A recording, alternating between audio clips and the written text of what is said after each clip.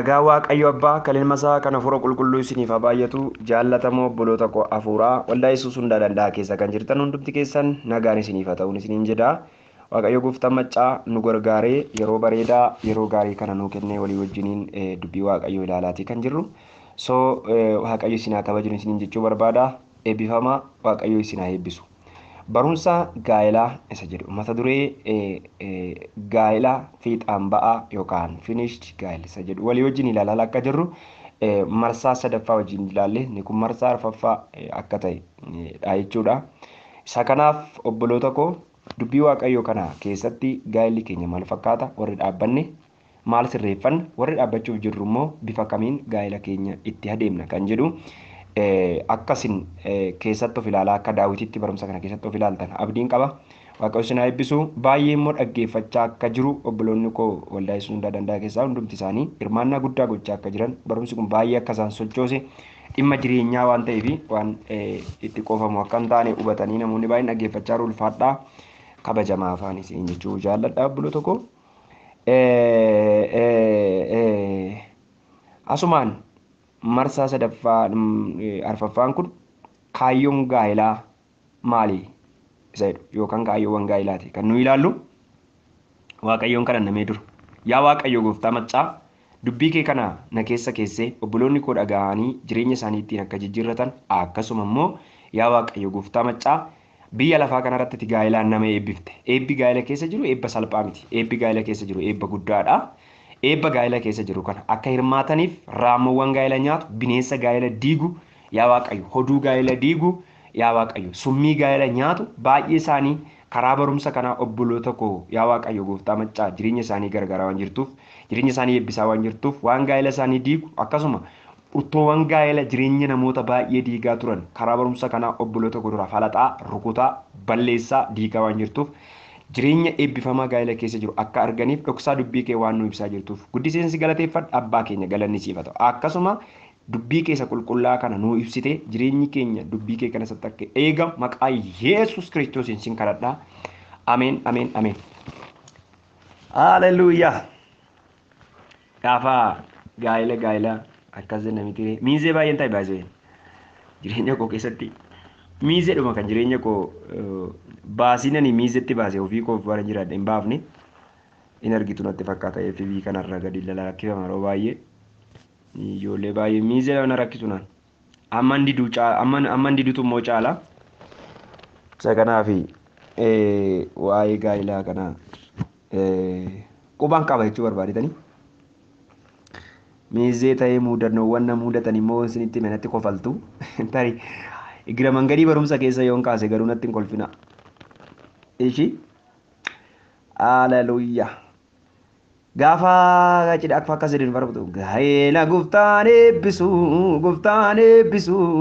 bubbeedhaaf qilleensi raasu yeroo hunda ijaan ilaala gooftaan jaalala isaa waamamuun hin caala jabaadhaa gooftaa kadhadhaa.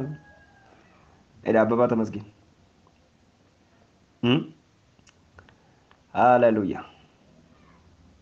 Dhalli namaa gammachuun inni biyya lafaa kanarratti qabu tokkicha innis gaa'ela.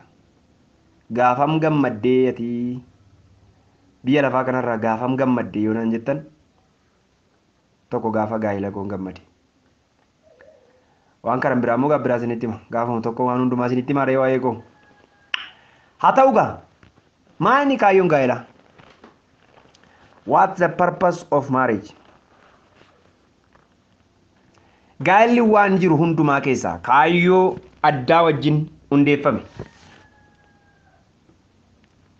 Kaayyoo addaa wajjin hundeeffame. Kaayyoon gaa'elaa kun otoo inni hin dabin yookaan immoo utuu hin jallatin akka ta'utti toorarratti eegamuu qaba. Gaa'elli kaayyoo uumameef tokko yookaan kaayyoo dhaabbateef tokko otoo hin jallatin otoo achi hin jallatin ta'uutu irra jira.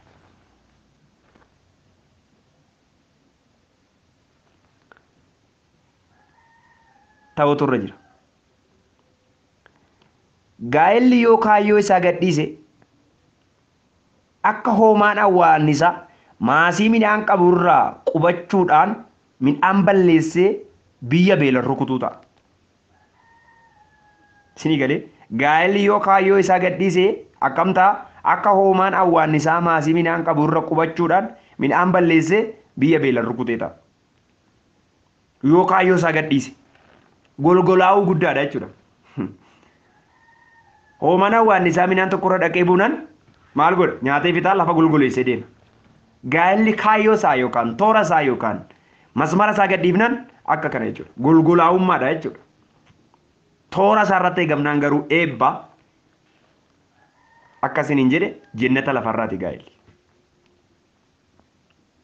Isa kanaaf gaa'elli kaayyoon isaa yoo jal'ate sanyii waaqayyoon hin beekne oomisheet golgolaa'insa ardii qajeelummaa geessisa. Kaayyoo isaa yoo jal'ate maal godhaa? Dhaloota waaqayyoon hin beekne oomisha. Gaa'elli jallate dhaloota waaqayyoo irratti ka'an oomisha. Warshaan gaa'ela jallate warshaan gaa'ela toora gadhiisee warra waaqayyoo irratti fincilaniif warra addunyaa kanaa macheessan rakkinaan cubbuudhaan xuraa'ummaadhaan warra macheessan oomishaa jechuudha warshaansa.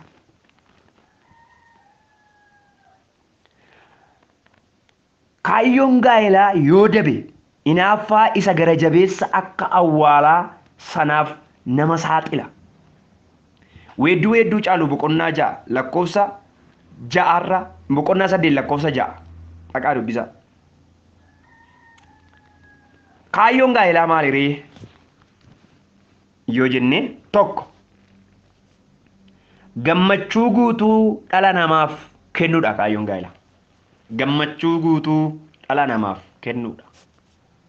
Kaayyoon gaa'elaa maanni gammachuu guutuu dhala namaaf kennuudha. Nama kophaa isaa ta'ee yaada isaatiin madaa'aa jiru yoo arge waaqayyo namni kophaa isaa ta'uun gaarii akka hin taane yeroo arge kan akka isaatii kan isa gargaartu tolcheef. Nama ofii isaa wajjin haasa'aa jiraatu kan fuulli hin himne sanaaf nama akka isaa yeroo tolcheef namichi gammachuudhaan hamma reefu ta'e jedhe gammachuu isaa ibsachuutti ka'e. Ilaalaa jiru. Gammachuun addaan boqonnaa 2 irratti argate boqonnaa 2 lakkoofsa 18 irratti argate kun gammachuu istiin amma irratti gaa'ela keessatti jirudha jechuudha. Amma reefu ta'e namichi kun jedhe istiimee namichi kun waggaa meeqa bara meeqa kophaa jiraate jettanii yaaddu. Macaafni qulqulluun hin kaa'u waggaa 20 kophaa jiraate 30 kophaa jiraate 50 kophaa jiraate yemmil matsaaf yeellam. Dargaggoonni keenya amma umurii garaa garaatti dhaabbatu. Gaa'ela ani umurii 15tti neerume jettu obboleettonni tokko tokko. Dhiirri tokko tokko immoo umurii akkasitti han fuudhee. Dafanii yeroo malee gaa'ela dhaabuunis caba guddaa namatti fida. Caba guddaa namatti fida. Caba guddaa namatti fida. Yeroo dhiirra darbees immoo mi'aa gaa'elaa yeroo wallaalan keessa gaa'ela dhaabuunis immoo innis immoo gaarii miti. Gaarii miti. Amma reefu ta'ee namichi kun kan jedhe namichi kun rakkina baay'ee arge jechuudha. Addaam kun nama baay'ee rakkate wayii fakkaatu. Nama baay'ee rakkate wayii fakkaatu. Amma reefu ta'e hin taaneef jechuudha namicha naan dura isinii gale miti. Namni amma reefu ta'e namni jedhu tokko dudduuba isaa gaafa qorattan hin taaneef jechuudha. Dudduubi isaa hin taaneef jechuudha. Rakkina wayii dabarseera jechuudha. Cinqii wayii dabarseera jechuudha. Kophummaa rakkisaa tokko dabarseera jechuudha. Amma reefu ta'e. Amma reefu ta'e. Amma reefu ta'e. Naa ta'eera jechaadha. Gaariidha jechaadha. Gammachuu isaa ibsitaadha. Rejoice gochaadha.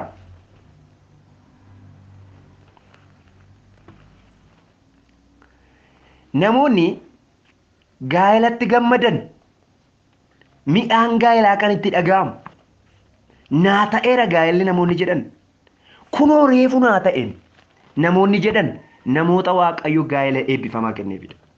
Namoota waaqayyoon kadhatanii mi'aa gaa'elaa arganidha. Malee In ta'uuf tokko nama inni reefu naa ta'edha miti dhiirri tokko immoo fuudhee tuman ta'uuf. In fuudhaa in baasaa in ta'uuf san fuudhaa in ta'uuf namni akkasii baruma baraan in ta'uuf nama akkasiif. Barri kamiyyuu barri inni isaaf ta'u hin jiru. Dhugaa waaqayyo isinitti hima. Amma reefu ta'e jechuu danda'utu irra jira namni gaa'ela erga galee. Naa ta'eera jechuu danda'utu irra jira. Ta'eera. Bakka jechuu danda'utu irra jira. Itti gammaduutu irra jira. Gaa'ela itti hin gammanne keessa jirta yoo ta'e itti yaadi. Wayii fasin jedhe itti yaadi. Si gammachiisaan jiru gaa'elli kee yoo ta'e itti yaadi. Namoonni kaadhimummaa keessa jirtan immoo gaa'ela itti deemaa jirtan kanatti gammadaa hin jirtan sammuun keessan itti gammadaa jiru lapheen kee itti boqochaa hin jiru yoo ta'e har'a itti boqochaa hin jirtu taanaan borus itti hin boqottu. Itti yaadi irratti kadhadhu waaqayyoon ni isin jechaa jiruun.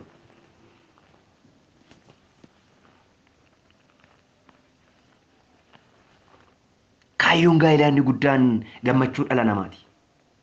Yesus Kiristoos geetaan gammachuu dhala namaati obboloota tokko. Namni gaa'elatti gammaduutu irra jira. Addaan baay'ee gammade.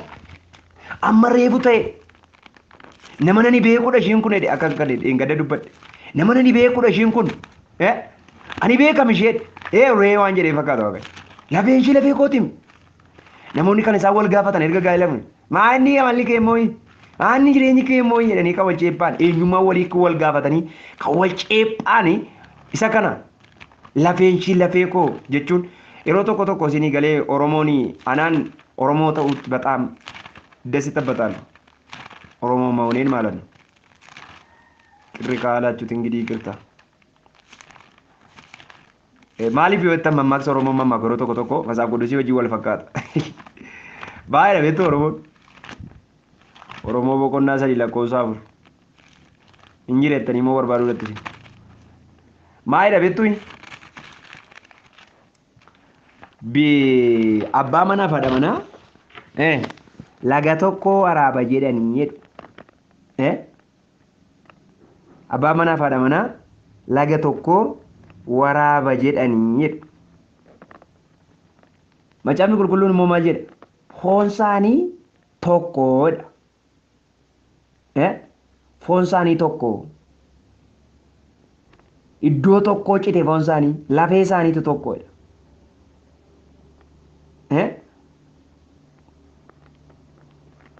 Kanaafiyyuu foon isaanii tokko lafeen isaanii tokko jechuun maal jechuudha? Jechuun maal jechuudha? Waaqayyoo gooftaaf galanne haa ta'u. Wanti dur ta'ee ture ammas ta'uuf jira. Wanti dur godhamee ture ammas godhamuuf jira.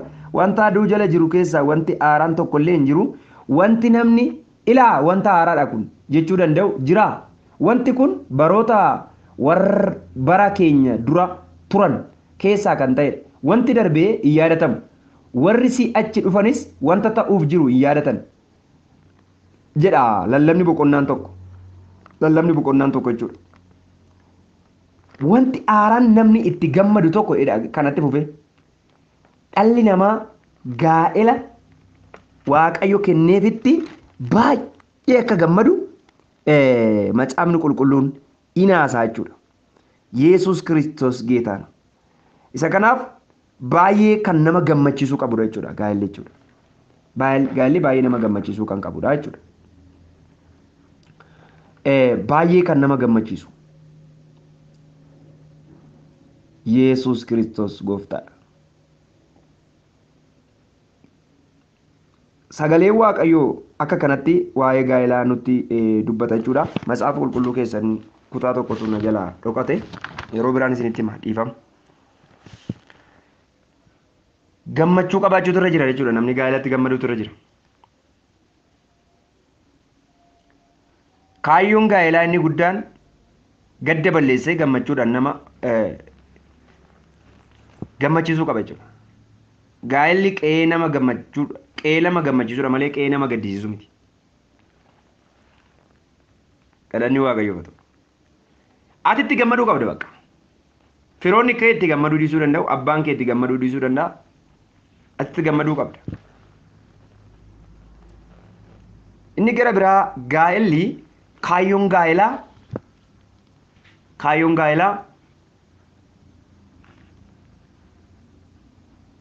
waan hundumaa dhiisuudhaan walitti maxxanuu namaati. Walitti maxxanuu tokkummaa uumuudha. Maaliif naa yoo inni waan dhiisnuun isinitti hima. Kaayyoon gaa'elaa waan baay'ee nama dhiisisa gaa'elli. Waan tokko isinitti himee Yesuus Kiristoosiin duuka buutonni Yesuus Kiristoos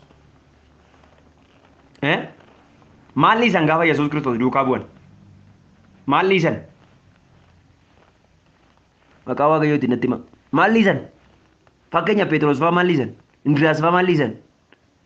Yeroo darbe duuka buutummaa marsaa dhiifama isin barsiisen ture. Maal dhiisan? Maal dhiisanii? Kaan kiyyoo dhiise, kaan qe'ee isaa dhiise, kaan waan baay'ee dhiise, waan baay'ee dhiisan. Waan dhiisan qabu qe'ee isaanii haraddaa isaanii dhiisan. Tole immoo gara gaa'elaa immoo kottaa.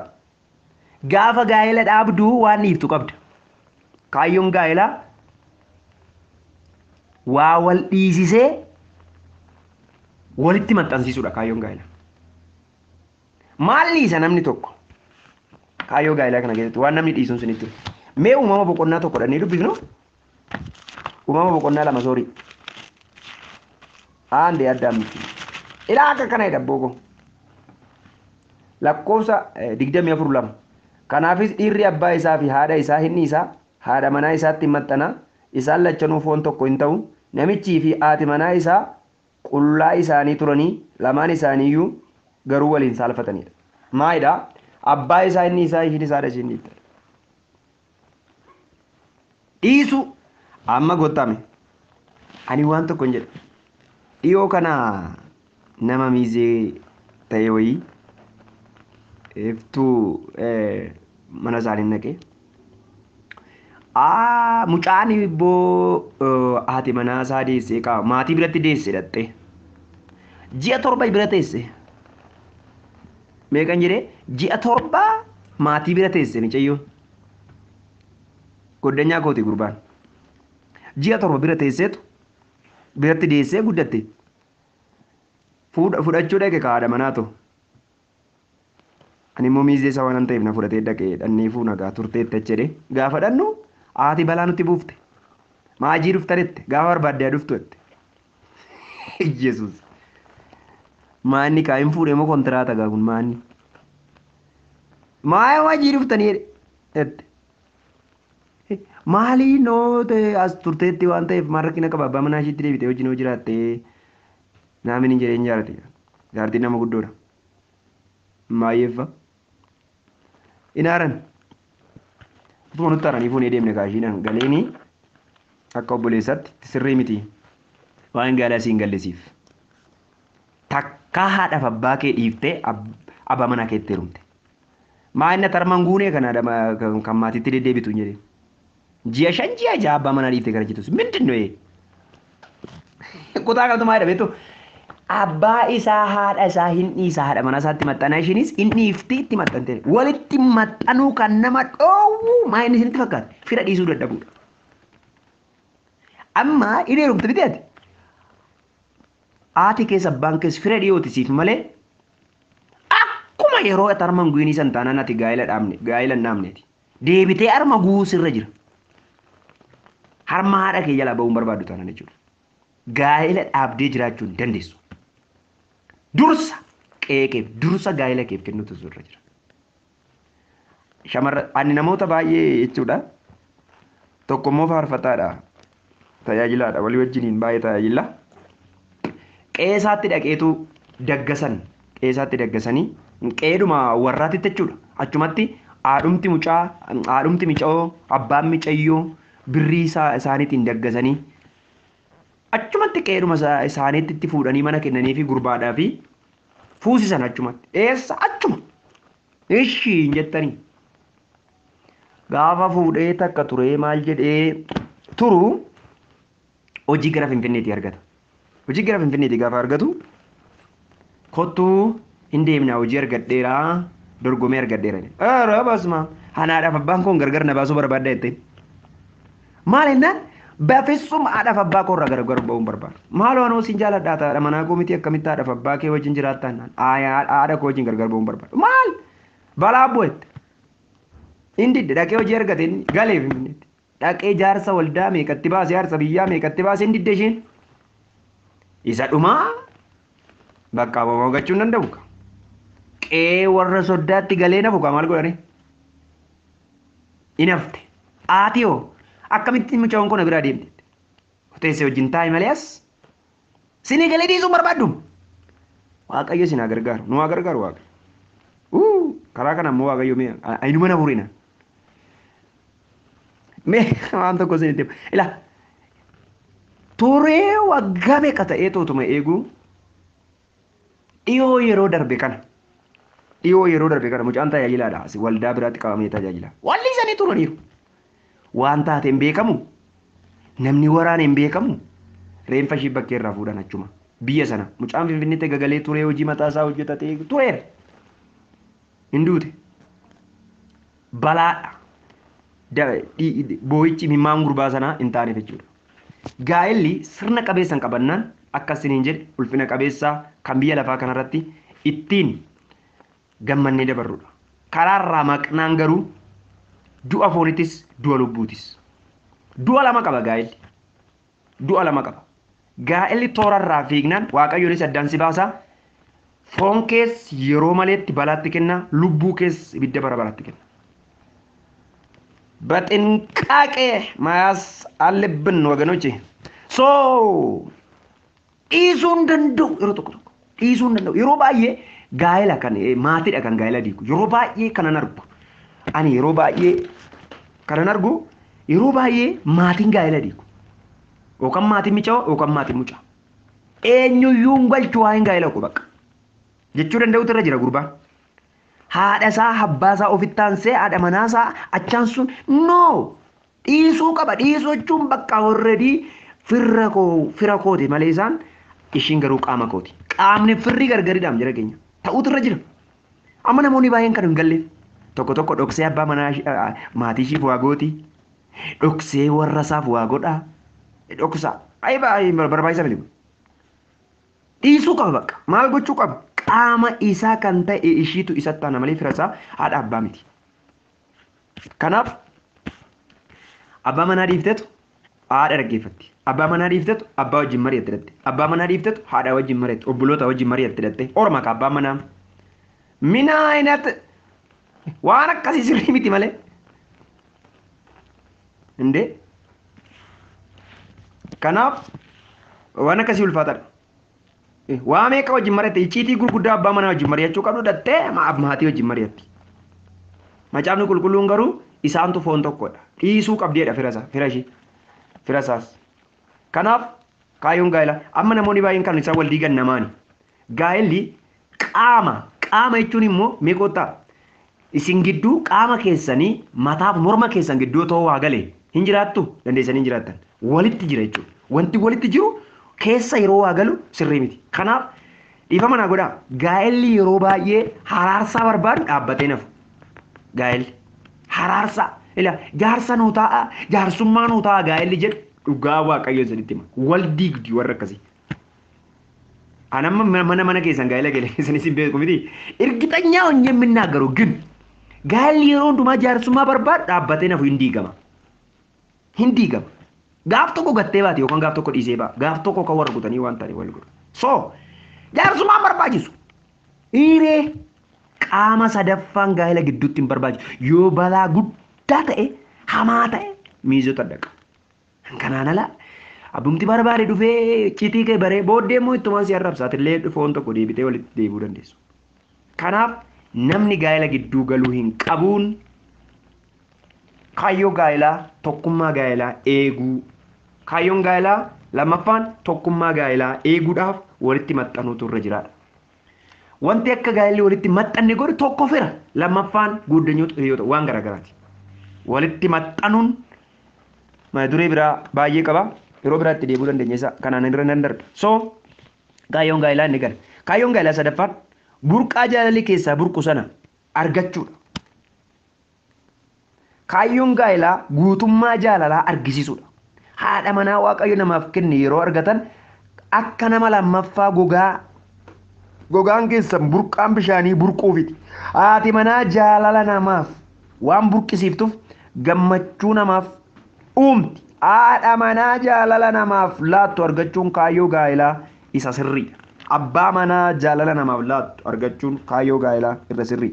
Mee macaafa fakkeenyaa boqonnaa 5 lakkoofsa 15 irraa dhannee dubbifnu laata maal jedhe? Boqonnaa 5 15 boqonnaa 5 15 boqonnaa 5 15 boqonnaa 5 15 akka kana dhageeffadhaa. Boqonnaa 5 15 waan jedhu boolla bishaanii kee keessaa bishaan boollaa ija bishaanii kee keessaa bishaan yaa'u akka dhugdu haadha manaa kee ishii jaalala siif burqisiiftu itti gammadi. Abbaa manaa keessaa jaalala siif burqisiisutti gammadi. Goguun qabu la burqaan tokko burqaa gannaa tokko beektu lata. Lafuma fayyaa karaatu bokka jedhee burqaa sirrii miti min likki bokkaa waaqarraa caamnan maal ta'a hin goga jechuudha. Bone ishii raglaqii keessaa ol fecfecfecfec jettu. Gaa'elli tokko akkasumatti fakkaatan. Gaa'ela yeroo jiru duwwaa fecfecfec jedhee burqisiisuu fakkaate achumaan deebi'ee gogu. Kun garuu maal jaalala si burqisiisa abbaa manaa kee. Haati manaa jaalala namaa burqisiiftu argachuun dinqiidha. Itti gammadee burqituun kee bakkee keessaa bishaan lagaa keessaas karaa keessaa haa tamsaanii isaan si duwwaadhaaf malee orma warra si wajjinii hin ta'anidha. Burqaan kee eebbifamaa haa ta'udha. Haadha manaa qeerrummaa keetii wajjin gammadedha. Ishiin jaallatamtuu akka borofa simboo qabeettii akka kurupheettis armi ishee yeroo hundumaa si haa gammachiisu jaalalli ishiis laphee si haa corudha. Ijoollee macaafa dubbise gadiifama naa gootu. Macaafa dubbise illee maafa niifan sin gaafadhaa. Yesuus. Waa'ee haadha manaa qeerrummaa keetii abbaa manaa qeerrummaa keetii inni jedhu mata duree biraa qaba. Waa'een qeerrummaa kuni isa yeroo dhuma biraan naqa. Sinii galee jaalala burqisiisa waliif madda jaalalaa nama burqisiisu sana argachuudha. Burqaa jaalala ta'utu irra jechuudha gaa'elli. Yesuus Kiristoos geedha. Inni gara biraa kaayyoon gaa'elaa gara biraa kana dubbadhee taphata. Kaayyoon gaa'elaa gara biraa jireenya qulqullaa'aa fi qajeelummaan guuta biyya lafarratti oomishuudha. Gaa'elli hin jiruutuu ta'e to gaa'elli qulqullaan tanaan dura irra ture bara tanaan dura irra ture karaa booddee gaa'ela qulqullaa seexanni balleessaa jira. Insin ajaa'ibu baay'ee seexanni balleessaa seexanni balleessaa karaa garaagaraa gaa'ela jibbisiisee dhala namaa gaa'ela jibbisiisee dubartoota gaa'ela sirrii jibbisiisee dhiira gaa'ela sirrii jibbisiisee gaa'ela xuraa'aa eessaa dhufe seexanni yaaddomu dubartiif dubartii walii wajjin jiraachuun dhiirri walii wajjin jiraachuun eessaa dhufe seexanni yaaddu mee madda kana natti hima. Lammaffaa immoo ejja kan jedhamu kun eessaa dhufe seexanni yaaddu. By the way ejjii fi sagaagalummaan garaagarummaa qaba. Ejji erga gaa'ela dhaabanii sagaagalummaan garuu utuu gaa'ela hin dhaabinidha. Ejja jechuun utuu qabanii dhiisanii waan biraa. Ejji hiikan ejjaa hiikaa gargarii qabayyuuti. Namoonni ejjaaf sagaagalummaa iddoo tokkotti fuudhanii lallaban warra sammuutti hin jirredha. Kanaaf jireenya qajeelummaaf qulqullummaan guute qaba. Tole maaliif inni duraa Qorontos boqonnaan 7 dhiirri tokko adduma addaan haadha manaa ofiisaatii haa qabatu. Dubartoonnis adduma addaan abbaa manaa ofiisaanii haa qabatan jechuun maal jechuudha. Namni tokko qorama ejjaa hooluudhaaf fuudhuu qabaadha Phaawulos. Ejjitoota godhee kan qixxeesse waldaa kiristaanaa keessaa dhaloota maaliin gaa'ela qulqullaa'aa dhabuudha. Abbaan manaaf haati manaa manatti jireenya isaanii keessatti hojii isaanii irratti walii galtee tokkummaa hin qaban yoo ta'e hafuura ejjaatti itti gala isa dhaqe. Haadha manaa namaatti turgeessa dhaqe. Dubartoota turgeessa dhaqe. Dubartoota tokko immoo abbaa manaa isaanii jibbisee dhiira turgeessa. Maanni kun fooliin gaa'ela isaanii sun gaafa ajaa'u. Amma nyaata foolii jedhu koo dandeessanii nyaattanii. Sirrii moo sirrii miti? Sin cufaama. Mee waan tokko sin jedha. Namoonni gaa'ela dhaabdan waaqayyo foolii gaa'ela keessanii haa urgeessu. Ameen hin jettu. Fooliin gaa'elaa ajoofnan keessan jiraatan dandeessanii. murtoo biraas hin fudhachiisa. Seexanni gaa'ela akka intina maa inni baay'ee intina beektu maa isheen hanqaaquu ajaa'ibe beektu. Hanqaaquu ajaa'ibe jechuun baadiyyaadhaan beektu. Hin hammatti miti lukkuun hin hammatteetu guyyaa 21ffaatti hin baafti. Likki guyyaa 21ffaa gaafa ta'u cuuciin kan keessa jirtu beekti qah gootetu baafti. Lubbuu keessa jira. Isa ajaa'ibe akkasumatti bira dabarti. Gaa'elli tokko tokko ajaa'iba lubbuun keessa hin jiru. Buriifis lubbuu godhatee socho'ee eebban ta'u. Maarree akka hanqaaquu ajaa'ee kan ta'ee jiru gaa'ela hedduutu jira.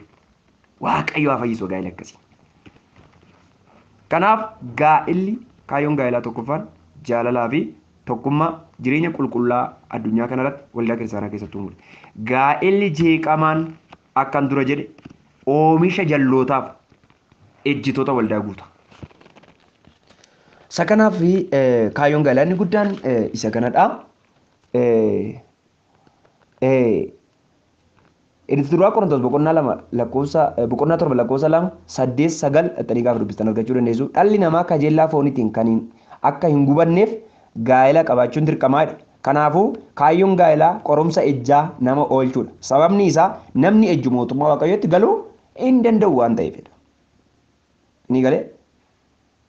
Mana qulqullummaa waaqayyoo qulqullinatti eeguudhaaf manni qulqullummaa waaqayyoo laphee namaati.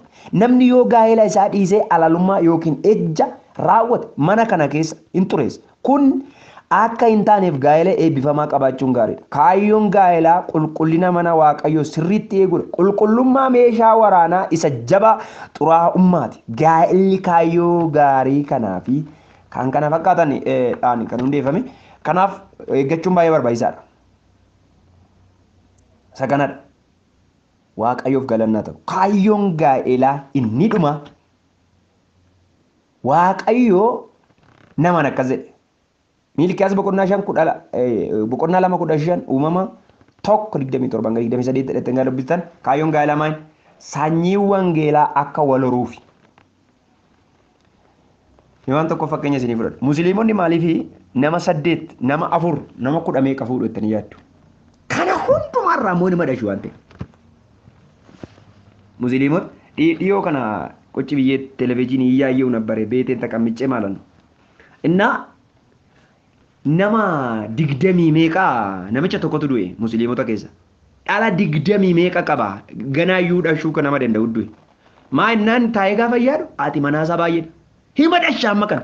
Nuti koo takka intini qorichaa awwaallannaa takka maal goonaa faamilii seeviing kennaa qusannaa maatii kennaa waa baay'ee qusannee daddabnee birrii qusannee daddabnee amma immoo dhala qusachuutti kaate biyyi keenya karaa abeet waan malee keessa na galchitan karaa ittiin abeet yaa waaqayyo nu gargaare ani isaa caafamiin jedhee abaarsa wayii nutti dhufe jara keenya jarri koo heetiin macaafa qulqulluudha kan dubbisame Israa'el utuu biyya garbummaa sana keessa taa'anii waaqayyo akkas jedhee ergaa tokko gara isaanii fide haleluuyaa ergaa tokko gara isaanii fide waaqayyo Israa'eliin biyya garbummaa keessa rakkina keessa waaqayyo akkas jedheen ora baay'adhaa lafa guutaa duddaaf qomatti baadhaa gaafa sin hortanii baay'attanii eebbifamtanii lafa guuttan jarri kun baay'atanii onanii lafa guutanii gadhiisaa hin dandeenyudha nu kana boode Yesuus Kiristoos geetaan waaqayyo akkas jedheen qusannaa maatii jedhu summii dubartoota keenya keessaa awwaalanii qusannaa maatii jedhu summii nyaachisanii gadaamessi dubartoota kee baay'ee abaaramaadha gogeera rukutameera honeera dhala baachuu hin danda'u yeroo hundumaa seexanni siitamii seexanaa sintima seexanni yeroo hundumaa faayidaa fakkeessee gara keenya fida malee waan kamuu miidhaadhaaf gara keenya fidu icciitiin seexanni ittiin addunyaa kana mancaasaa jiru tokko faayidaadha wanti gara kee dhufu hundinuu kan karaa seexanaa dhufu miidhaadha jettee yaadi yoomiyyuu seexanni si miidhuudhaaf ajandaa si miidhuuf sitti fideenyu ajandaa si fayyadu ajandaa kun faayidaa guddaadha kana fayyadamtu taanaan jireenya maalii qabda kan jedhu gara kee fida soo hin fayyadamta waaqayyo nu gargaara obboloota nana waan tokko siditti itti of eeggadhaa anamma kanan godinaa isa jedhu aboo akkasiin qaba garuu miidhaa isaan sitti maal goonare waan jiru walumatti immoo wayyaama baay'eedha. Musliimonni akka kanatti amma addunyaa kanarraa daataa isaa otoo jettee musliimni mandara tokko keessaa ijoolleen isaanii meeqa kan kiristaana ta'u ani waan ittiin guddisuun qabu waggaa 5 ijoolleen 2 nagaa 3 nagaa maanni kun abaarsa musliimicha chi hallaa zawama waliikum wassalaam wa rahmatullahi wa barakatuh jecha ijoollee isaa dhangalaasa booko qeensaa ijoollee dhanguutu mataa isaanitti hadaadii kaa'ee musliimummaa isaanii mul'isa isaanii warra karaa Ishmaa'eel dhufan kana musliimonni eessan akka dhufan isinii galee araboonni eessaa akka haraba biyyatti jirtu koo biyyi harabaa kuni maddi isaa bakka akka eenyu akka ta'e sittan himaman Ishmaa'eeliidhaam isa karaa dogoggoraa addaam dhaqee dogoggoree aggaarirraa argate Ishmaa'eel tokko waan karaa dogoggoraa argamedha amma irraa kan nu rakkisaa jiru. Sanyii Ishmaa'eelii maraboon sanyii Ishmaa'eelii Madiinaa Makkaadhaa dhufanii kiristaanota qalaa kan jiran isaanidha. Isaan maal arrayyuu kaayyoon isaanii maal?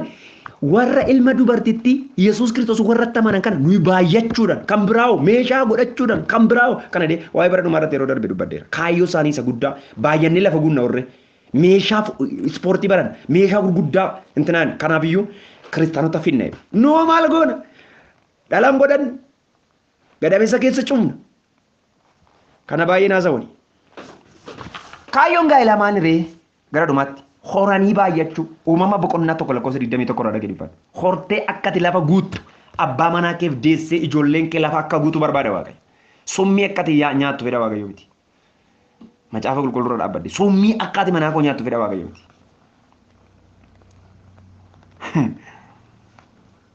Yeroo tokko maaltu ta'e isinitti fakkaate akkan jalqabaa gaa'ela godhaddeeni waan jedhan kana fayyadamaa turte isheen gurbaan tokko jira goddanyaa kooti tajaajilaa dharbeetu waaqayyo siif hadhiisudha maayee maalladha maaqadee summii ajibte waaqayyo siif hadhiisudha naarrabsee gale nan dhiise dhalan godhadhe takka ture waaqayyo gooftaan machaa nu eebbisee amma dhala lama qabna booko amiin jedhe Yesuus waan tokko isinitti majoo eebbifama waaqa isin eebbisu oraa lafa guutan sagaleedha